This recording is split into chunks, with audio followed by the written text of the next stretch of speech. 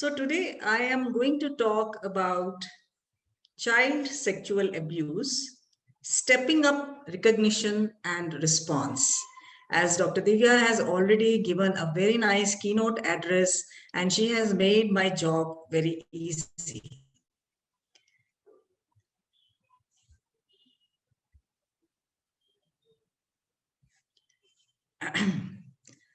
So, what is the definition of child sexual abuse? It occurs when a child is used by an adult or an older or more knowledgeable child for sexual pleasure. It can be physical, verbal, or emotional. I have tried to make this presentation as easy and as much as a common layman's language as possible, because I was told that not only doctors and nurses, but there are other parents also present here. So I hope I will be able to put the point through. So, what is sexual abuse? This may also include sexual touching of any part of the body, whether clothed or unclothed. It is penetrative sex, including penetration of the mouth, encouraging a child to engage in sexual activity, including masturbation, intentionally engaging in sexual activity in front of a child, showing children pornography or using children to create pornography, the adult showing his or her private parts to the child, called exhibitionism, encouraging a child to engage in prostitution or engaging in sexual talk with a child. Any of these can be called as a sexual offense against children. So this is very important for all of us to know. Let me now take you through the magnitude of this issue. Already Dr. Divya has really given us the gist of what's happening in 2019. So in 2019, as she said, there were 130 children sexually abused every day. So there is an increase from 2018 data, which I have shown here, 109, and it has gone to 130. Now, I will tell you what has happened in over a period of so many years. The major crime headings under crime against children during 2015 were kidnapping and abduction were like 44.5%, cases under the POCSO Act were 15.8%, rape under Section 376 IPC was 11.5%, assault on children, that is girl child, with the intent to outrage her modesty under Section 354 IPC was 8.9%. So these figures I have given you just to give you an idea that there are so many types of offenses against children, but assault on children, rape, POCSO, these form the major part of offenses. In 2020, there was a jump of 50% of helpline calls related to child sexual abuse during lockdown. That is something which we all need to worry about. When a child was confined with the family, there was more problems. You see, this is where we have to understand how much is the problem in our own homes. Now, what are the myths regarding child sexual abuse? There is a big social stigma attached to it. We all know that a girl has been taught from the beginning, from childhood itself, that please do not tell anything to anybody outside the family because of family honor.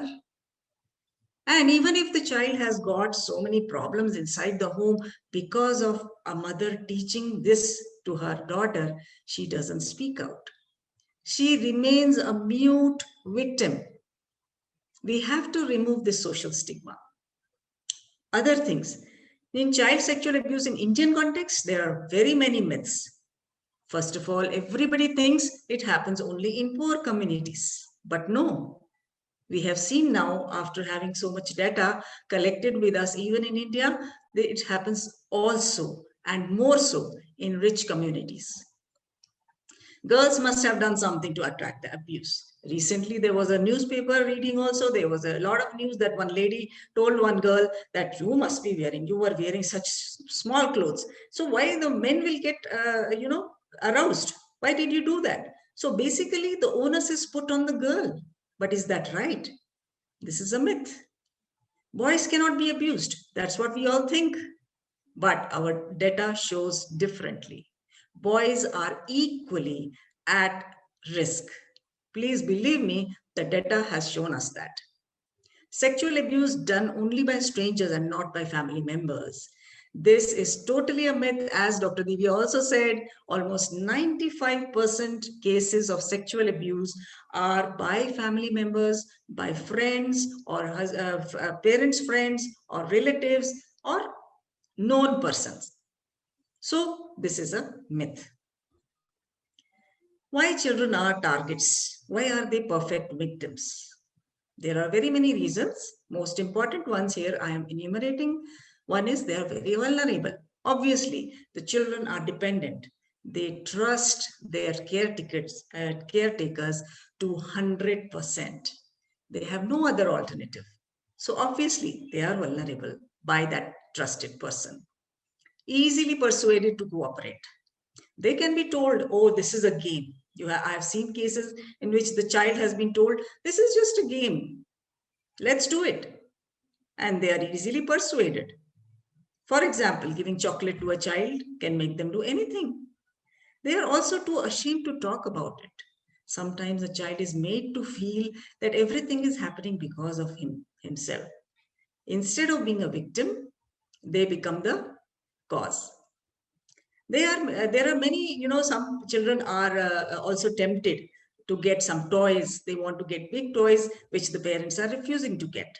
So again, here they are vulnerable. If the perpetrator gives them that toy, they become victim. Now, how does this perpetrator get to them? That is very important. And why it is important is because we are having this perpetrator within the home. So the purpose of this perpetrator or the relative or the family or the father or whoever is the perpetrator, his way of functioning called grooming is very, very manipulative. So the studies, they have shown that most of the abusers of child sexual abuse are known to the victims. They may be a male relative or an acquaintance, as I've already told. What is the process? Grooming is a subtle, gradual, and escalating process of building trust with a child. It is deliberate and purposeful. Abusers may groom children for weeks, for months, even years before they go for any sexual abuse. So you see how much they can wait. They patiently wait. It usually begins with behaviors that may not even seem to be inappropriate. For example, simply touching on the shoulders, simply touching on the hair, simply touching the cheeks. These are the ways they start. And then after that, what else they do? They befriend the child and gain his or her trust. They will tell the child, you are a very nice child, you are a very nice boy, you are a very nice girl, come with me, we will play. This is befriending. Testing a child's boundaries through telling inappropriate jokes, back rubs. For example, the perpetrator first says some jokes. Maybe they are some bad jokes.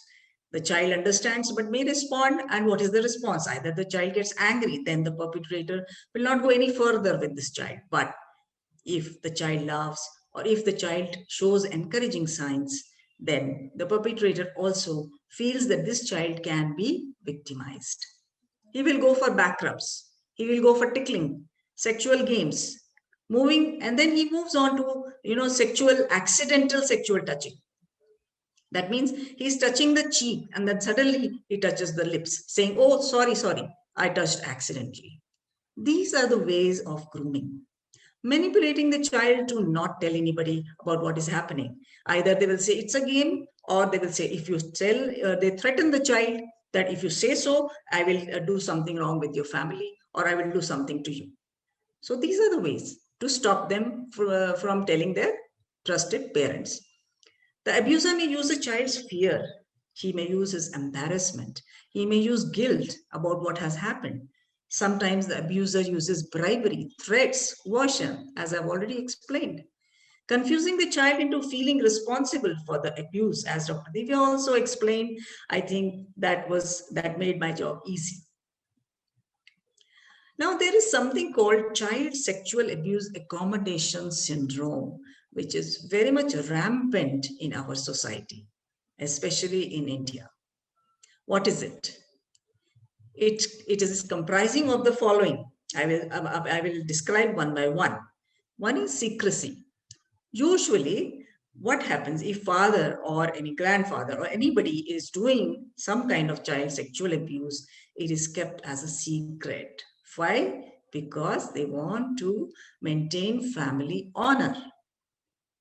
Second, as it was described that one family, the mother was so dependent on the husband's money that she was helpless. She could not complain to the police. Or they may feel intimidated, stigmatized, isolated, helpless, fearful, also guilty. All these feelings in our society are more on the victims, which is very surprising. The victim gets all these feelings. Actually, it should be the perpetrator feeling all these intimidated, stigmatized feelings. Entrapment and accommodation, ongoing abuse. So, just like as it was told that mother who was dependent on the father for the money, so it is like entrapment. She's trapped. She depends on that father who is abusing her child. So she cannot do anything. And so she accommodates this sexual abuse. She lets it happen. And this happens in a lot of cases. Disclosure, delayed, conflicting, unconvincing. Sometimes even if it gets disclosed or they don't want to disclose, it is always delayed. They may not come out with the real thing. They may be just telling some roundabout things. This is called accommodation. Detraction. Now, suppose like it was told by Divya, again Dr. Divya, that that girl told, but when she went to court, she did not say the words what she had repeated. So again, retraction. They don't want to go forward because of fear. This is called child sexual abuse accommodation syndrome. Now I come to a very important issue which we all need to understand if we really want that sexual abuse should stop in India. How to recognize abuse in a child? There are various pointers. So the most important pointers will be, sometimes they will start behaving in a very inappropriate way sexually. They will, whenever you go to a child, if he has been sexually abused and you tell them, mother tells them to change the clothes, they start removing clothes in front of all the public, in front of all the relatives. They have no shame. This is different. Mother gets surprised. And this is a very sensitive point. Please be aware. I'm talking to all the parents here. Please be aware. If anything like that your child does, please be sensitive to this. Vaginal discharge or bleeding, vulvovaginitis, recurrent urinary infections. If the child is complaining of, burning in the during urination, or she's complaining or he is complaining of abdominal pain, your child keeps telling stomach pain, stomach pain. I have seen some children, they as soon as they are ready to go for school, they will suddenly start having stomach pain. They'll start having back pain. They'll start having backache. They'll start having this headache. These are all symptoms that they don't want to go to school because the perpetrator is there in the school. Please be sensitive to this. Don't always think that your child is feigning. Yes, they're feigning, but for a reason. Rectal bleeding can be there because of anal intercourse. Bites, bruises around the genitalia, anus, oral, breast, or thighs. Lacerations and tears around these areas are possible. Please beware when you're changing clothes. Please monitor. Mutilation of genitals. Again, a possibility, but of course, it's not that common. There are other pointers of behavior, like your child suddenly starts fearing certain people, or he doesn't want to go to certain places. For example, some children will say, no, I don't want to go to my uncle's house. I don't want to go to that uncle's house. It's not nice there. Please be sensitive. Ask the child, why? What happened? Go into the depth of why the child is not ready to go to that place. Why the child has suddenly started disliking that person. The child suddenly starts getting nightmares. They start getting troubled sleep. They are waking up every night with a bad dream. Or there are other extreme fears which a mother can be sensitive, and she says earlier he was not afraid of this. But now suddenly this fear has come. Please look into it. Loss of appetite, very common symptom. The child will stop eating because he's not happy. He's victimized. Sudden mood swings, rage, fear, anger, insecurity, withdrawal, unexplained abdominal pain, all these are very common pointers which point to a certain change in a child's life. It can be sexual abuse mostly, but please look into it. Can be other reasons, rule out other things, and then we come to sexual abuse as a reason. Other pointers like bedwetting, if the child has already attained toilet training and suddenly starts bedwetting, that's something to worry about. Thumb sucking, once the child has stopped thumb sucking and now he suddenly starts thumb sucking, it's insecurity. Starts adult-like sexual activities with toys or other children. New words for private body parts. Resistance to bathing, toileting, or removing clothes.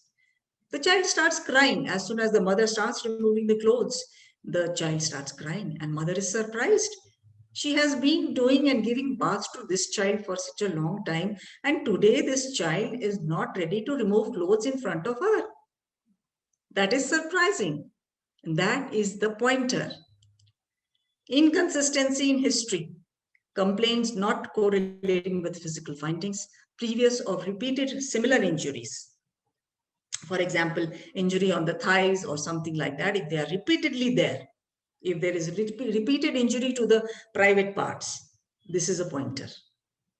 Circumstantial evidences, of course, that we have to see later, that you have to be just sensitive that there is something happening when the child goes near something, is afraid or something like that.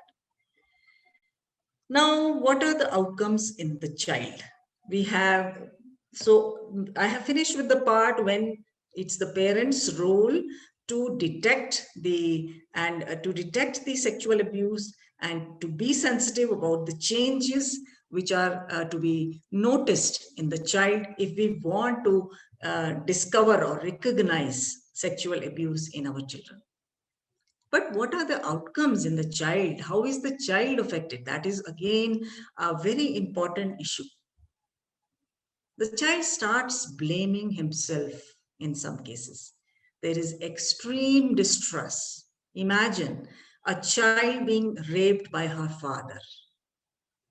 There is extreme distrust for all people after that, all people of the world. She cannot trust anybody. There is poor self-image. There are a lot of emotional problems like fear, shame, guilt, isolation, betrayal, pain, confusion, anger, distrust. These are a lot of emotional problems. Language difficulties. Some children, they start stuttering. Some children actually become mute. They just don't talk. Either they have been threatened by the perpetrator or they just lose their voice. It has happened. Other outcomes like personal and social adjustments, because of poor self-esteem, there is weak interpersonal relationships, they can't make friends, they can't have good relations with relatives, there is social isolation, and they also become criminals or they may have antisocial tendencies. Poor peer relationships, they can't make friends, unconventional sexual behavior, which I have already mentioned.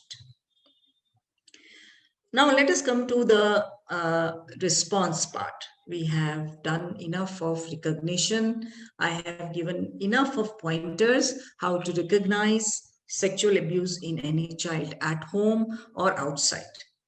What should be our response? We teach our children all the time to keep themselves safe. Safe from hot stove, safe from busy road while crossing, safe while climbing on swings and slides, safe while riding their bicycles. But we forget to teach them about their body safety. And this is not taught until much older. And sometimes it is too late. I would just say that we always tell the children to keep away from the strangers. We tell them to keep a distance from the strangers. Don't talk to them. Don't take anything from the strangers. But the perpetrator is within home. We never tell them that. We never tell them that you have to be careful inside the house also. You have to take care of your body inside your family also. That is what we have to do. Let me tell you some of the ways how you can tell your small children about safe and unsafe touch. These are very nice pictures which you can just show to any age group, small children, and show them that the green dots are the only points where anybody can touch you. You can see it is on the hands. That is good touch. May not touch, that is yellow touch. That means if somebody touches you on the hair or on the cheeks or on the neck or on the shoes or the feet, then it's okay. But if you don't like it, you can tell them. Yeah, so it's medium here. But if the red parts are touched, they are not supposed to be touched. They are unsafe touch. If somebody touches them on the lips or on the chest or on their private parts, it is unsafe touch. This has to be told to the children. They can be told as an example, as in this picture, that is the panty area and the bikini area can be told to the girls. They also need to be told about their rights. You see, why children, they feel that blame, why they feel that they are the cause of it, because they don't know their rights. It is important for us to tell them that they have the right to life and survival. They have the right to their best interest. They have the right to be treated with dignity and compassion by everyone. The right to be protected from discrimination. They have the right to, to be informed. They have the right to be heard and express views and concerns. Very important. They have to be told that they can talk. They can tell their parents. They can say no. The right to be, the right to privacy is something which we never tell our children. We have to tell them the right to safety, the right to compensation. What is the prevention? Some more points I would like to tell here. Children should be aware of 3 body safety rules. This is for small children. 3 body safety rules. Number 1, clothing rules. How do I tell the children? What are the safety measures that the child can take when he is going out of the house or when he's inside the house? This has to be told as a rule number 1, clothing rules. I keep my private parts covered in front of others. Though we don't cover our mouth, but it is private too. This has to be made very clear to a child from 1 year onwards. They have to be told this again and again. Okay. Rule number 2, touching rule. I don't touch my private parts in front of others. Very important. They need to know that private parts have to be untouched when outside, when in front of others. Third, talking rules. I talk about my private parts with safe adults. I ask questions and discuss concerns regarding these parts only with trusted person. This puts a kind of a control in their hands that yes, they can talk about their private, they can ask questions, they can communicate about their questions or queries about their private parts to trusted adult. For older children, there is another rule, that is rule number 4, which is phone and computer rules, very important in today's information age. Same rules apply online and offline for both. Some people on the internet pretend to be someone else to trouble children. This you have to tell all your older children, that don't take whatever is written on the internet to be as a face value.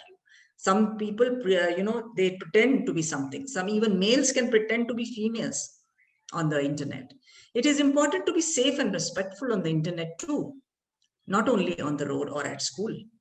This is a very important message in today's time. Today is digital world.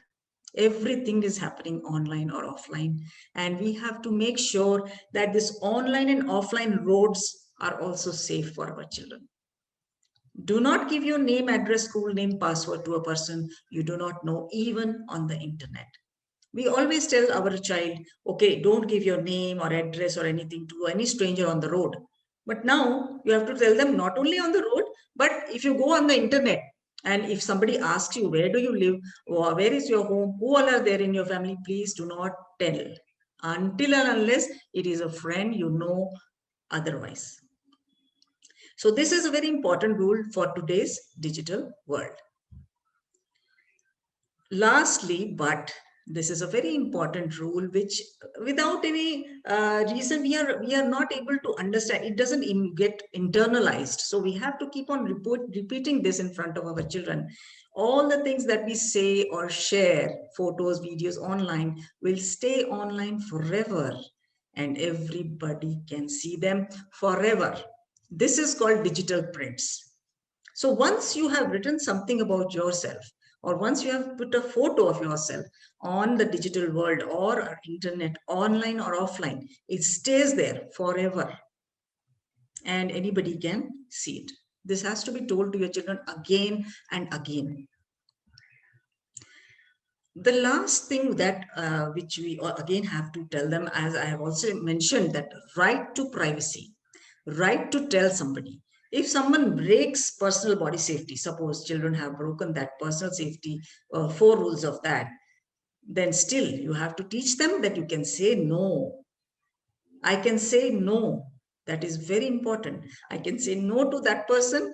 I can go away from that person as and when I can, or I can tell a safe adult or a trusted person about this and find the solution. This has to be again stressed on children again and again. They feel that they have done something wrong, so they feel a lot of guilt and they don't come to their parents and they don't complain. So a lot of sexual abuse cases go unnoticed like this. So now I come to a very important part of our journey, that is recognition and how to get over these sexual abuse cases. Something which our government has done. This is called POCSO Act 2012, and I'm really glad that government came out with this rule. It has really brought sexual abuse to the fore. That iceberg which was underneath is coming up gradually. So this POCSO Act is very important, and I would like to just give you a little bit about it. So what does POCSO stand for? It stands for Protection of Children from Sexual Offences Act 2012. It has received the President's assent on June 19, 2012. It was notified in the Gazette of India on June 20th in the same year. What does it mean? It means any sexual act, consensual or non-consensual, with child below 18 years is sexual offense. What are the main features of POCSO? Why is it important? We all must know what are the main features, because a lot of medicos and non-medicos, they have no idea about this POCSO. So here I take this opportunity to bring it into the notice of all parents, all doctors, all nurses, everybody present here. It's a gender neutral act. That means both males and females, they get equal coverage here. Ensures child-friendly process to prevent re-victimization. What it means is that once the victim has narrated his stories and it has been captured either by video or on audio recording, then this child should not be, ideally, should not be made to repeat the same story again, because it is like re-victimization of this child. This is one provision POCSO makes. But I am afraid to say this in front of Dr. Divya, that not many policemen and not many doctors and not many parents are aware of this. Police is designated the responsible protector. They are very helpful. Police has to make all arrangements for legal procedures and medical treatment. Compensation is to be granted within 30 days, even if the accused has not been convicted. Very important point. Minimum punishment is prescribed and can be up to life imprisonment, depending upon the gravity of the crime.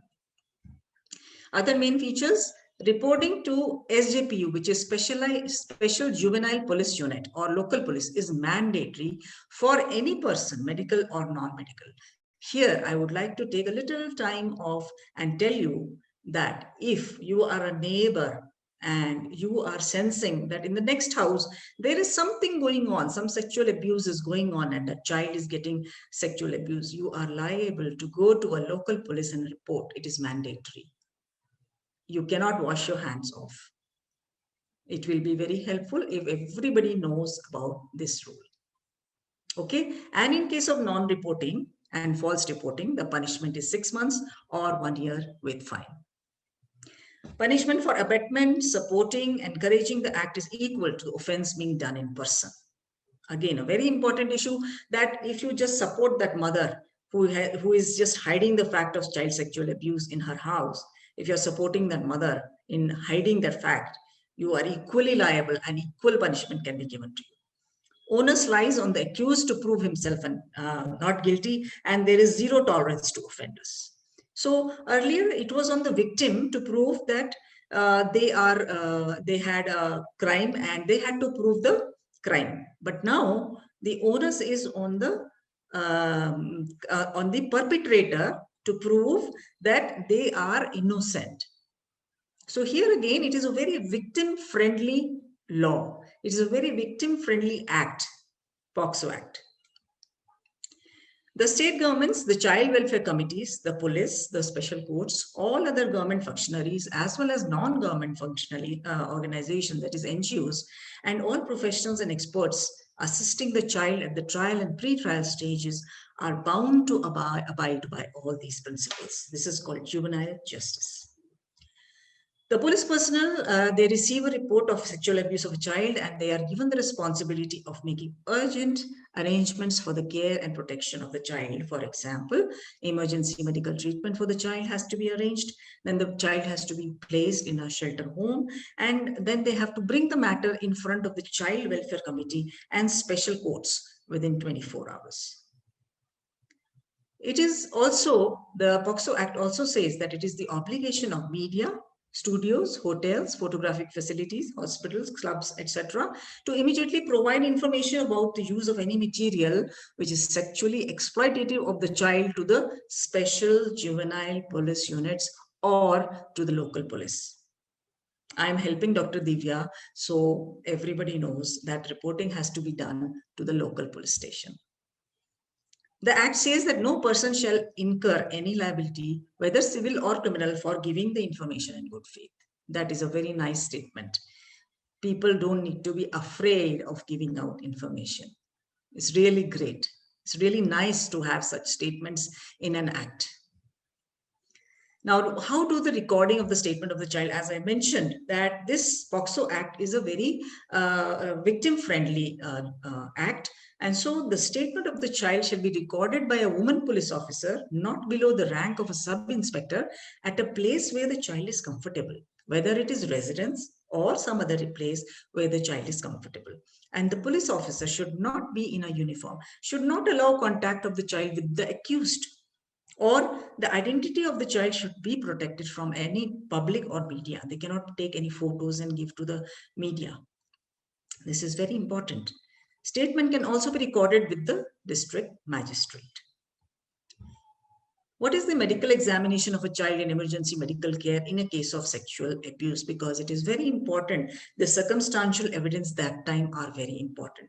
If the victim is a girl, the medical examination shall be conducted by a woman doctor in the presence of parents or a person of trust for the child, or any woman nominated by the medical institution. If suppose there is no parent or no trusted person, child is alone, then woman has to be nominated by the medical institution. Children who have been sexually abused are not only traumatized as a result of their experience, but are also more vulnerable to further and repeated abuse and at the risk of secondary victimization at the hands of the justice delivery process, which I have already told that re-victimization of the victim has been prevented by POXO. What are the provisions of special courts at the district level? There are instances of handling of cases of child victims by unspecialized police, prosecutors, and judges who are not trained in justice for children. So this provides for special courts. The central government has appointed special courts to carry out the responsibilities under the Act. So we have had enough of secrets, enough of shame, enough of hurt, enough of confusion, and enough of denial. Now, we should say enough of child sexual abuse. So, what are we doing? As on behalf of IAP Women's Wing and on behalf of IAP Medical Legal Chapter, we are doing a lot of work on child sexual abuse. What are we doing? Our concerns are what parents and school teachers must know about sexual abuse in children. We are doing a lot of work on that. What are the early pointers we are teaching to the parents? What are the early indicators for child sexual abuse, as I've already educated you? How parents and school teachers can respond to a case of sexual abuse in a child. There are some guidelines for recognition and management of child abuse, which have been given in our Indian Pediatrics, which you can go through. Here is the details of the Indian Pediatrics, June 2010.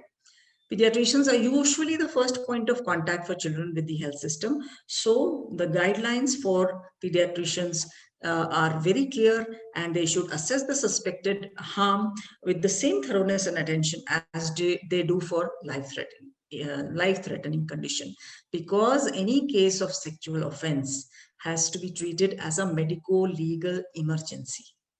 That is what is important to know for all pediatricians here, all doctors, and all healthcare workers.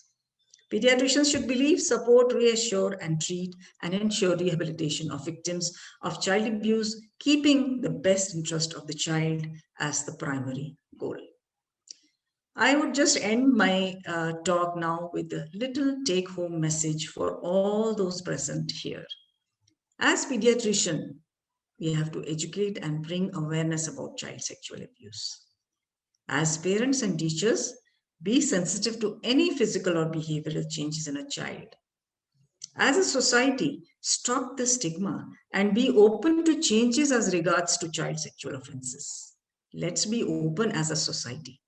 As public, learn to analyze media and news to curb victimization of the victim.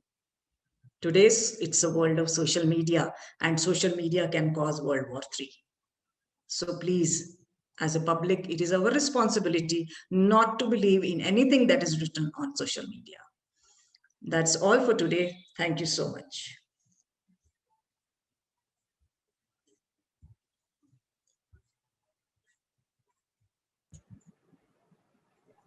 Thank you, ma'am, for the very clear and lucid presentation. I think everybody has got a very clear picture of what to do when a child is abused sexually. You have very clearly told us all the points what to do. It was an excellent talk, ma'am. Thank you so much. I don't see any questions in the chat box. I think you were very clear about it. I hope so. Now, I would like to invite Dr. Pramila, our strong women representative of IAP Trivandrum, to speak a few words for the felicitation. Dr. Pramila, are you there?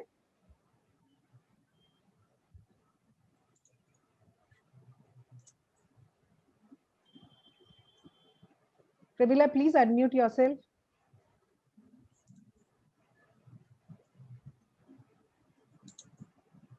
Hello.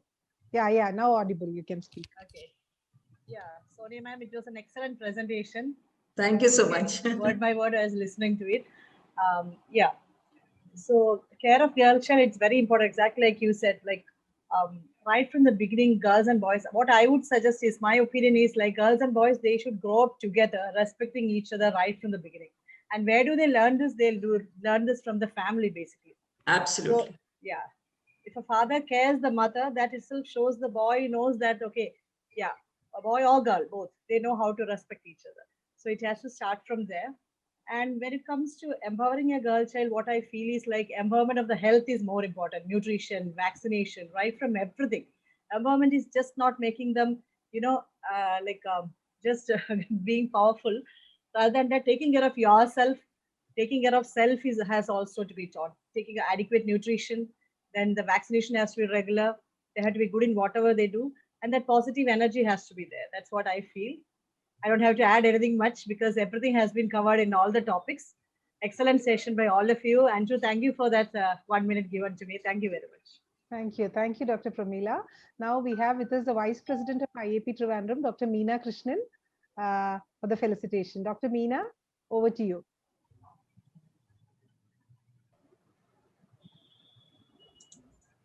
Dr. Meena, are you there?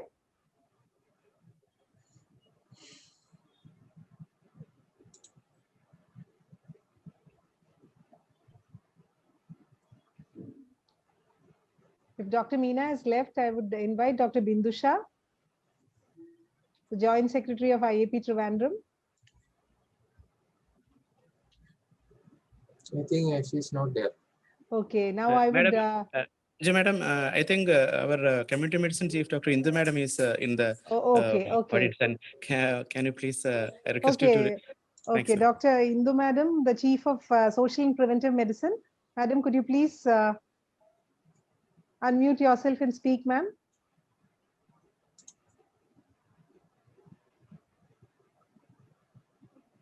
Can you locate her, Praveen? I have made a co-host, but I think she's not active now. Okay, no problem, madam. We can go on. Yeah. Yeah, I would request anybody who would like to speak to come forward and speak. Not only women, our men counterparts of IAP also.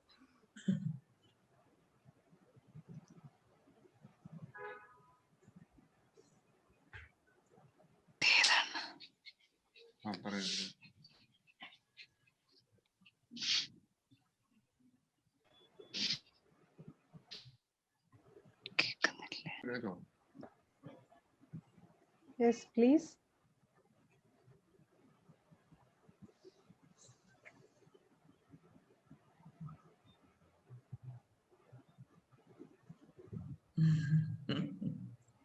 Is there anybody from the nurses? If you want to speak a few words, you can also come forward, please.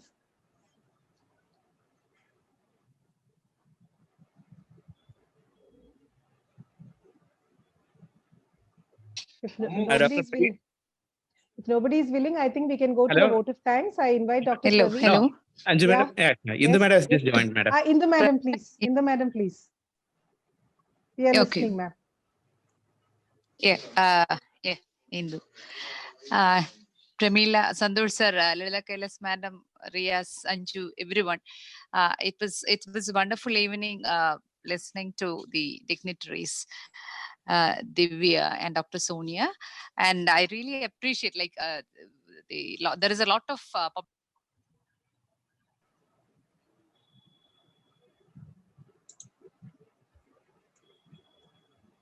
Ma'am, the voice is breaking.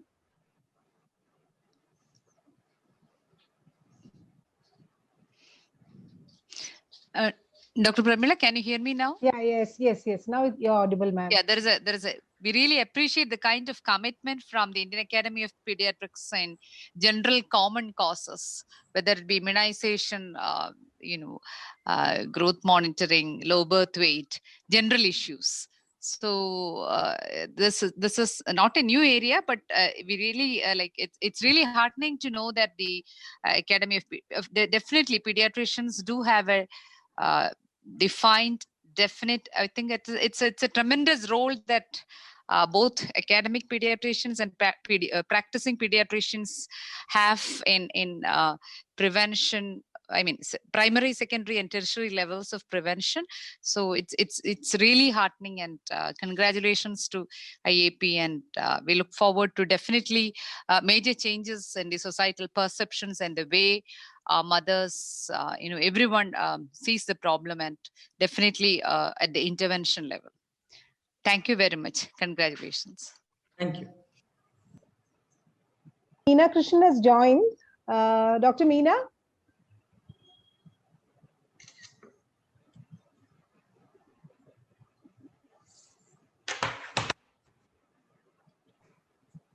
Dr. Meena?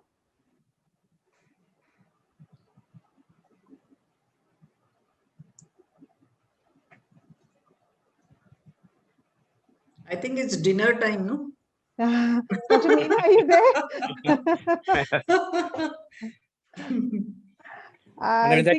I think Dr. Meena couldn't get connected. I invite Dr. Praveen for the vote of thanks. He's the Secretary of IAP Trivandrum.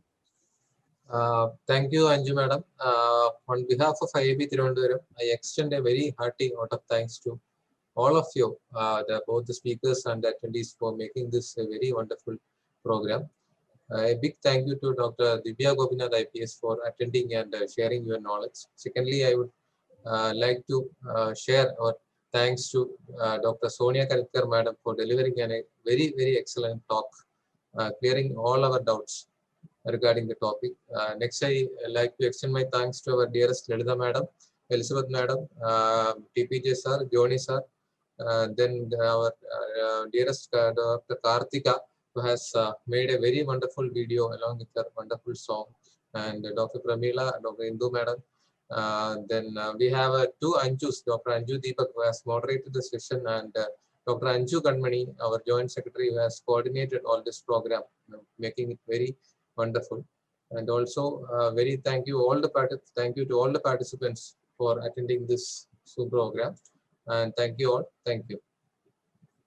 Thank you. Together with this, I would also like to welcome all our women members to kindly join the women's wing of IAP too. On behalf of Sonia madam, I'm inviting all of them to be members of the women's wing. And also the IAP Medicolegal Group, you can join, because right now we have an offer of very low fees. And I will be forwarding the Google form to Anju, and maybe she can forward it to all of you. Sir. Sure, so it's a good opportunity to become members, and medical legal environment is very high right now. So I do want that a lot of doctors should become members. Okay. Thank you, ma'am. Thank you, ma'am. Thank you, madam. Thank you so much. Thank you. Thank you. It was an honor to be with you. So I thank you all. And can I leave now? Is it yes, yeah. done? Yes, ma'am. Thank you, ma'am. Thank you so much. Thanks a lot. Thank you. Thank you all. Good night.